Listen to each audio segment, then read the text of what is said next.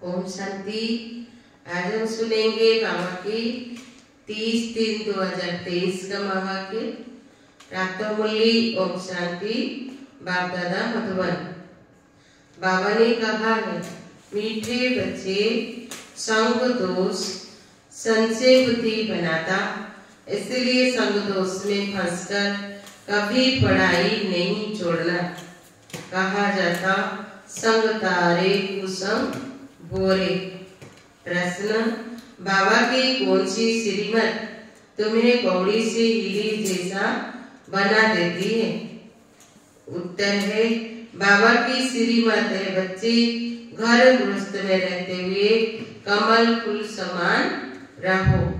जैसे कमल फूल को कीचड़ और पानी टच नहीं करता, ऐसे बेकारी दुनिया में रहते हुए बेकार टच न करें।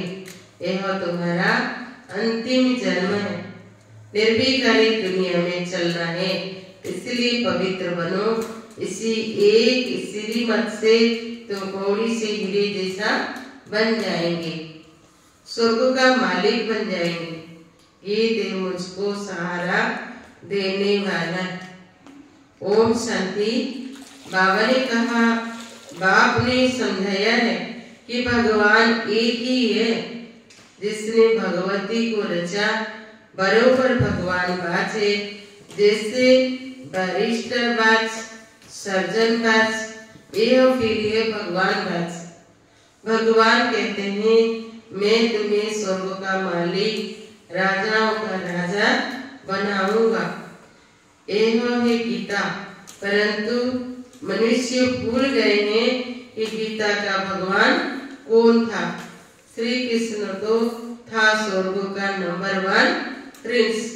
इतनी ऊंची प्रालब्ध किसने प्राप्त कराई? ऊंचे से ऊंच प्रालब्ध है राधे कृष्ण अथवा लक्ष्मी नारायण की। यह बात कोई भी समझ नहीं सकते।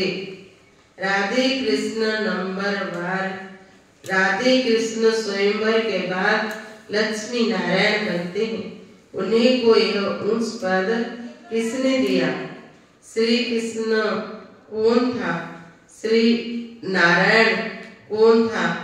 यह बातें तुम ही जानो। श्री कृष्ण को प्यार तो बहुत करते हैं, जयंती भी मनाते हैं। फिर जिससे श्री कृष्ण का स्वयंवर हुआ, उनकी भी तो महिमा होगी। राधे कृष्ण को तो इकट्ठा ही दिखाते हैं। उन्हें को ऐसा किसने बनाया? रचयिता एक निराकार को ही कहा जाता है। साकार को कभी क्रिएटर नहीं मानेंगे। इनकारपोरियल गॉड फादर कहते हैं। लक्ष्मी नारायण सती आदि में थे, अभी तो है कलयुग। यहाँ मनुष्य दुखी कंगाल है, राजा रानी तो है ही नहीं। स्वर्ग की तो बहुत महिमा है। कोई मरता है तो कहते नहीं फलाना स्वर्गवासी हुआ। स्वर्ग याद आता है तो जरूर स्वर्ग कोई अच्छी चीज थी। नरक में जरूर मरते हैं, उनको पुनर्जन्म जरूर नरक में ही लेना पड़े। ऐसा कर्म करते हैं, जैसा कर्म करते हैं उस अनुसार यहाँ जन्म लेना पड़ता है। अब भगवान है निराकार, ज्ञान का सागर, जिसको सभी मानते हैं। उनका यादगार मंदिर भी शिव का है। ब्रह्मा विष्णु शंकर का चित्र भी है। तो कहेंगे यह ब्रह्मा है, यह विष्णु है। भगवान ब्रह्मा व भगवान विष्णु नहीं कहेंगे। भगवान एक निराकार को कहेंगे, वो है शिव ही है। अभी तुम बच्चे जानते हो, हम फिर से लक्ष्मी नारायण भगवान भगवती बन रहे हैं। किस द्वारा? भगवान द्वारा। क्रिएटर बाप है, वही स्वर्ग का रचयिता है। जरूर उसने प्रारब्ध दी जो यह स्वर्ग का मालिक बने। चित्र तो तुम बच्चे के पास है, यह भी मनुष्य समझते हैं। लक्ष्मी नारायण सतयुग के मालिक थे। सिर्फ यह भूल गए हैं कि लक्ष्मी नारायण छोटेपन में राधे कृष्ण थे। सतयुग में महाराजा महारानी थे तो जरूर उन्हें का बचपन भी होगा। उन्हें की यह प्रारब्ध जरूर स्वर्ग के रचयिता ने बनाई होगी। वही कब आया किसी को भी यह पता नहीं। शिव का लिंग तो है, यह शिव का बड़ा रूप करके रखा है। वास्तव में कोई इतना बड़ा तो नहीं है ना, वही तो स्टार है। उनका इतना कोई चित्र तो समझ न सके। यह सिर्फ पूजा के लिए बड़ा चित्र बनाई है। तो यह देवी देवता धर्म किसने स्थापन किया? नाम चाहिए। क्रिश्चियन बौद्ध आदि सबको मालूम है कि हमारा धर्म फलाने ने स्थापन किया। इनका धर्म शास्त्र यह है। पहले मुख्य बात यह है, इसलिए बाबा चित्र बनवाते हैं, समझाने के लिए ही बनवाते हैं। आगे वाले चित्रों में कोई लिखित थोड़ी थी, यह तो समझाया है। स्वर्ग का रचयिता है परम पिता परमात्मा। स्वर्ग में है सदा सुख। क्या इतनी सब मनुष्य वहाँ होंगे? झाड़ पहले छोटा होता है फिर बढ़ता जाता है। स्वर्ग में बहुत थोड़े होंगे, नरक में बहुत है। स्वर्ग में सिर्फ देवी देवता की राजधानी थी, यह और कोई नहीं जानते। पूछना चाहिए यह सृष्टि का चक्र कैसे फिरता है। 5000 वर्ष पहले बराबर यहाँ लक्ष्मी नारायण का राज्य था। उनको स्वर्ग कहा जाता था। वो ये पास्ट हो गया। नई दुनिया जो थी वही अब पुरानी नर्क हो गई है। अच्छा फिर क्या होगा? फिर स्वर्ग आएगा। भक्त याद करते ही स्वर्ग वन मुक्ति धाम को, क्योंकि याद करते हैं। क्यों याद करते हैं? क्योंकि यहाँ दुखी है। स्वर्ग में तो सदैव सुख होता है। बाबा थोड़ी बच्चों को रचकर दुखी बनाएंगे, यह तो हो नहीं सकता। तुम जानते हो सतयुग से त्रेता द्वापर कलयुग होना है। सतयुग का अंत त्रेता के आदि का संगम कोई कल्याणकारी नहीं, क्योंकि सतयुग में जो 16 कला संपूर्ण है वही देवी देवता फिर 14 कला बन जाते हैं। तो वही कल्याणकारी युग थोड़े ही हुआ। फिर त्रेता के अंत द्वापर युग के आदि का भी संगम हुआ, परंतु उसमें भी कलाएं कम होती। सत्व प्रधान से सत्व रजो तमो में गिरते हैं। तमो प्रधान बनना ही है। तो इस समय सारी दुनिया दुखी है। इसको कहा जाता है आर्पन्स की दुनिया। कोई भी धनी थोड़ी नहीं। घर में माँ बाप नहीं होते तो सभी आपस में लड़ने लग पड़ते, तो कहा जाता तुम तो निधन के हो। वो है ये हद की बात। अभी यह है बेहद की बात। सारी दुनिया का कोई धनी धोनी नहीं है। मनुष्य मनुष्य में लड़ते हैं, जानवर भी लड़ते हैं। कोई धनी धोनी नहीं है। धनी है एक बाप रचयिता। उनके आने से ही सब अच्छे धन के बन जाते हैं।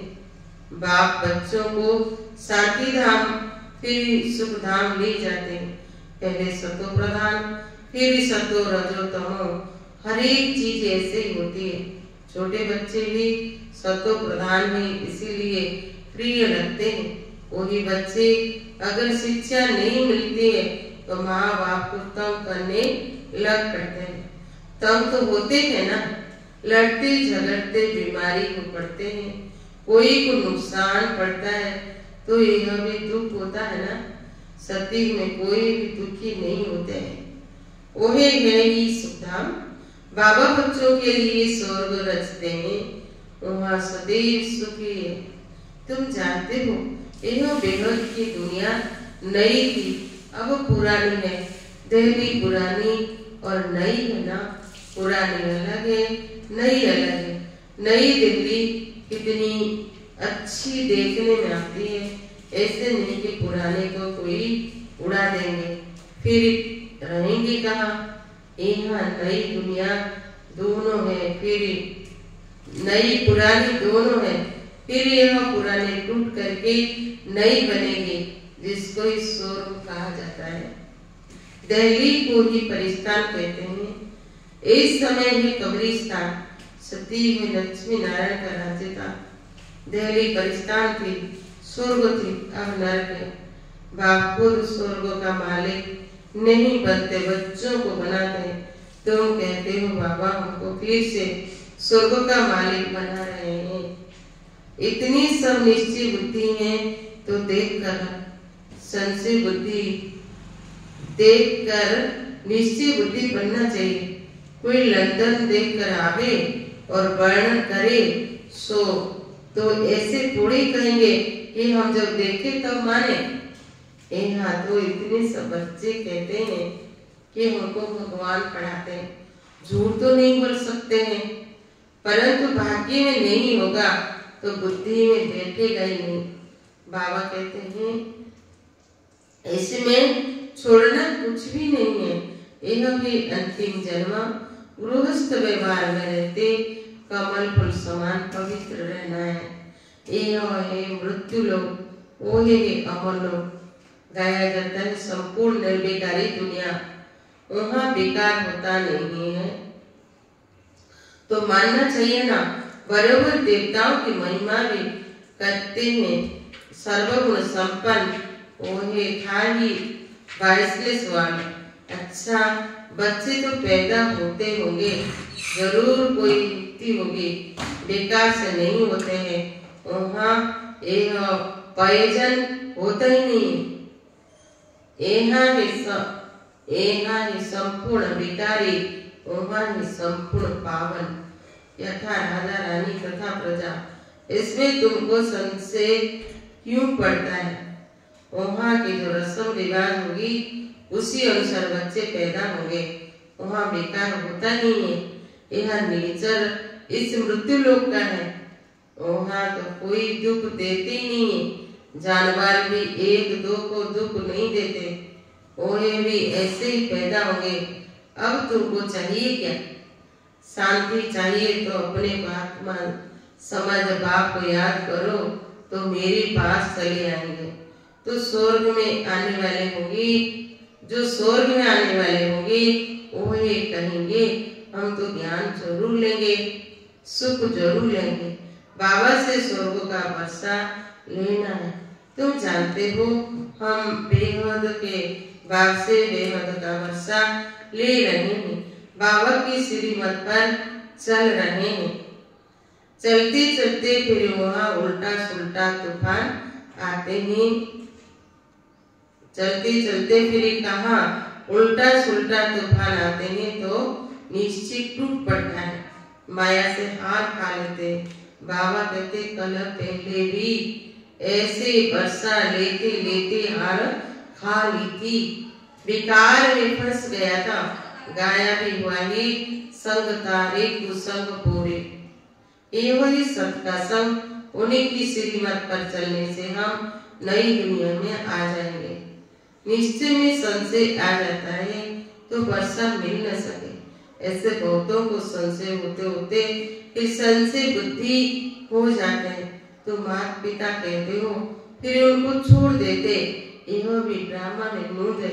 सिर्फ बाबा के बने फिर ऐसे बाप को पार्वती देवती हो जाते। तुम्हें ईश्वर का बनना है या रावण का? लड़ाई है ना, कोई तो माया पर जीत प्राप्त कर समझते हैं बाबा से वर्षा जरूर लेना है। श्रीमत पर चलते रहते हैं। एल्बम भी तुम्हारे पास है। जिन सभी बच्चों ने प्रतिज्ञा की है कि हमको गृहस्थ व्यवहार में रहते कमल फूल समान पवित्र रहना है। कमल फूल को पानी टच नहीं करता है। तुमको विकारी दुनिया में रहते हुए विकार में नहीं जाना है। यह है तुम्हारे अंतिम जन्म। अपने को निर्विकारी बनाने से तुम निर्विकारी दुनिया में चले जाएंगे। पवित्र बनना तो बहुत अच्छा है। बाबा कहते हैं कि मेरे द्वारा तुम पवित्र बनेंगे तो स्वर्ग पवित्र दुनिया का मालिक बनेंगे। पति दुनिया अब विनाश होनी है, कितना सहज समझाते हैं। ब्रह्मा द्वारा स्वर्ग की स्थापना सो तो हो रही है, बाकी सब हिसाब किताब चुप्त कर मुक्ति धाम चले जाएंगे। सती हुए तुमको सच्चा सुख मिलता है। वैकुंठ का नाम तो मशहूर है, बरोबर लक्ष्मी नारायण का राज्य का। मनुष्य को तो कुछ भी पता नहीं है। सन्यासी खुद निर्विकारी बनते हैं तो भिखारी लोग उनकी पूजा करते हैं। भिखारी आत्मा बनती है, परमात्मा नहीं। वही समझते हम निर्विकारी बन परमात्मा बन जाते हैं। तो भी दो चीज होता है ना, आत्मा और परमात्मा। भिखारी को तो परमात्मा नहीं कहा जाता। वही समझते हैं हम निर्विकारी बन परमात्मा बन जाएंगे। बाबा कहते ऐसे तो हो नहीं सकता, कोई भी मिल नहीं सकता। मैं आकर सबको वापस ले जाऊंगा। निशानी भी है महाभारी लड़ाई, बच्चों को राजयोग सिखा रहा हूँ। महाभारी लड़ाई है तो भगवान भी जरूर होना चाहिए, जो सभी झंझटों को हटाए, सभी के झगड़े खत्म कर दे। सर्वशक्तिमान तो बाप है ना। कहते हैं अगर तुम मेरी मत पर चलेंगे तो मैं तुमको स्वर्ग का मालिक बनाऊंगा। कलप कलप तुम मेरी श्रीमत से ऐसे श्रेष्ठ बनते हो। आधा कलप बाद जब मेरी मत पूरी हो, तुम्हारी आसुरी मत शुरू होती है, तुम कंगाल कौड़ी जैसे बन पड़ते हो। अब फिर तुमको कौड़ी से हीरे जैसा बनाता हो, तो श्रीमत पर चलना चाहिए ना। बाबा कितना सहज समझाते हैं। अच्छा, मीठे मीठे सिखिला दे बच्चों प्रति माता पिता बाप दादा का याद प्यार और रूहानी बाप की रूहानी बच्चों को नमस्ते, रूहानी बच्चों की रूहानी बाप दादा को नमस्ते। धारणा के लिए मुख्य सार है। पहला पॉइंट, किसी भी तूफान के कारण निश्चय में कमी न आए, इसके लिए सब दोष से अपनी संभाल करनी है। श्रीमत पर पूरा चलना है। सेकंड पॉइंट, इस अंतिम जन्म में श्रीमत पर संपूर्ण निर्विकारी जरूर बनना है। बेकारी दुनिया में रहते हुए बेकार न करें, यह संभाल करनी है। आज का वरदान है, अपनी हर कर्म द्वारा दिव्यता की अनुभूति कराने वाले दिव्य जीवनधारी बाप दादा ने हर एक बच्चे को दिव्य जीवन अर्थात दिव्य संकल्प, दिव्य बोल, दिव्य कर्म करने वाली दिव्य मूर्तियां बनाई है। दिव्यता संगमेगी ब्राह्मणों का श्रेष्ठ श्रृंगार है। दिव्य जीवनधारी आत्मा किसी भी आत्मा को अपने हर कर्म द्वारा साधारणता से परे दिव्यता की अनुभूतियां कराएगी। दिव्य जन्मधारी ब्राह्मण तल से साधारण कर्म और मन से साधारण संकल्प कर नहीं सकते। वे धन को भी साधारण रीति से कार्य में नहीं लगा सकते। आज का स्लोगन है, दिल से सदा एक ही गाते रहो कि पाना था सो पा लिया तो चेहरा खुशनुमा रहेगा। ओम